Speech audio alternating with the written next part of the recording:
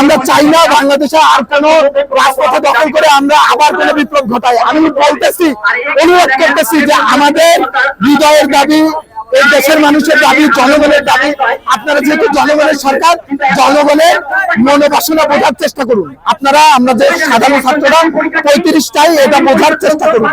এটা বোঝেন যে কেন 35 দরকার। আমাদের 5 বছর সেশন জটে 3 বছরের 4 বছরের কোর্স 7 বছর 8 বছর লেগে যাচ্ছে। চাকরির পরীক্ষাগুলো হচ্ছে না। তারপরে গত 5 বছরে করোনা আসছিল, 2.5 বছর নষ্ট হয়েছে। তারপর হচ্ছে আরো 2 বছর নষ্ট হয়েছে নির্বাচন এবং রাজনৈতিক অস্থিতিশীলতা। গত জুলাই থেকে আমি রাজপথে নেমেছি, তারপরে থেকে আমি এখনো বই নিয়ে টেবিলে পড়তে পারিনি। কেন আমি বই নিয়ে আজও টেবিলে যেতে পারলাম না? এটার কারণ হচ্ছে 35 হয়নি বলে।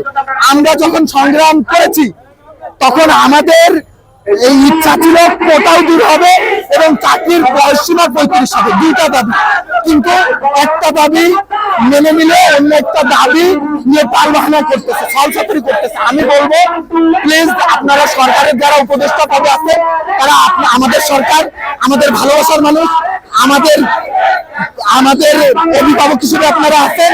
আপনারা চিন্তা করবেন যে আপনার ছেলে মেয়ে যদি 30 ক্রস করে, তার 27-28 বছরে অর্জিত কষ্টের শ্রম, একটা সম্পদ, সেটা নষ্ট হয়ে যাবে, মুড়িচুড়া হয়ে যাবে।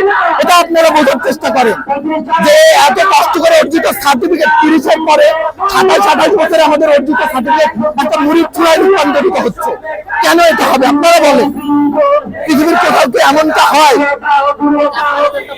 জি ভাই বলেন। হ্যাঁ, ছাত্র আন্দোলন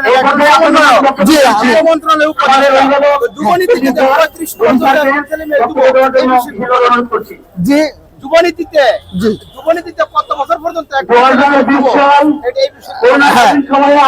যুবনীতি দেখেন, আমরা 35 সারা পৃথিবীতে দেখছি আমাদের গড় আয়ু 72 বছর, 72.3। তার মানে আমাদের প্রায় 72 বছর গড় আয়ু আমাদের দেশের মানুষের। সেখানে আমরা কেন 35 পাবো? আমরা দেশের সেবা করতে চাই, মানুষের সেবা করতে চাই, আমরা দেশের জন্য কোনো কিছু করতে চাই। সেটা কেন তারা দেশের কল্যাণে আমাদের নিয়োজিত করবে না? আমাদের সেই সুযোগ থেকে কেন বঞ্চিত করবে? আপনারাই বলেন।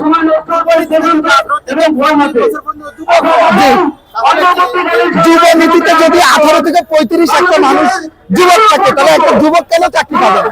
চাকরি, আমরা তো চাকরি চাচ্ছি না, আমরা চাকরির পরীক্ষা দেওয়ার সুযোগ চাচ্ছি। আমরা সুষ্ঠুভাবে পরীক্ষাগুলো চাই।